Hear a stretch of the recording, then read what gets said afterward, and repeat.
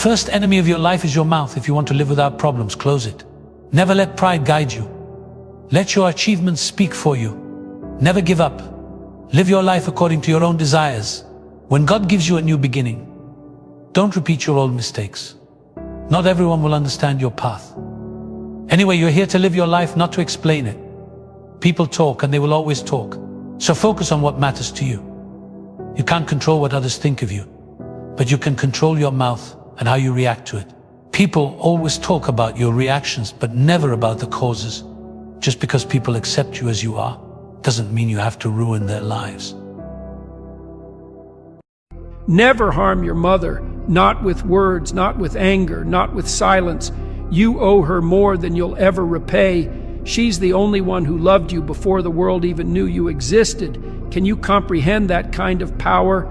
She carried your weight for months, felt your every move, and tore herself apart to bring you into this world. And what have you done? Chased your glory, pursued your dreams, but what about her? Have you ever stared into her eyes? She sat before your eyes and felt the silent prayers, the fears she never speaks aloud. Those lines on her face, they aren't just age, they're the scars from battles you will never understand. She fought for you every single day. So remember this, she's not just the woman who gave you life, she's the shield that stood between you and every danger, the keeper of your soul.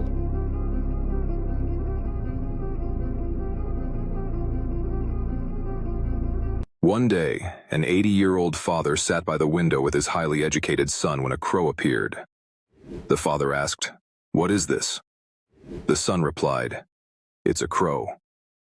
A few minutes later, the father asked again, "What is this?" The son, now irritated, repeated, "It's a crow."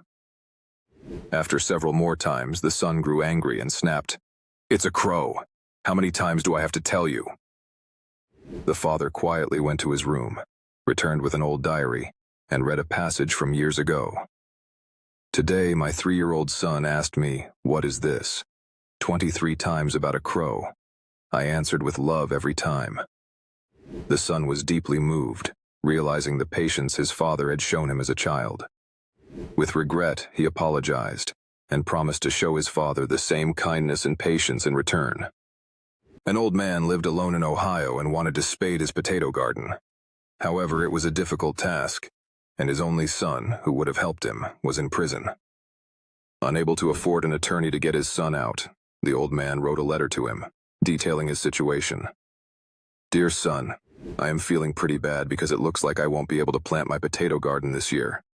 I hate to miss doing the garden because your mother always loved planting thyme. I'm just getting too old to be digging up a garden plot. If you were here, all my troubles would be over. I know you would dig the plot for me if you weren't in prison.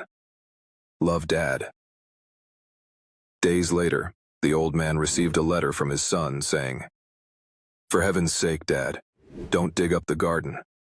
That's where I buried the guns." At 4 a.m. the next morning, a dozen FBI agents and local police officers showed up and dug up the entire garden, but they found no guns.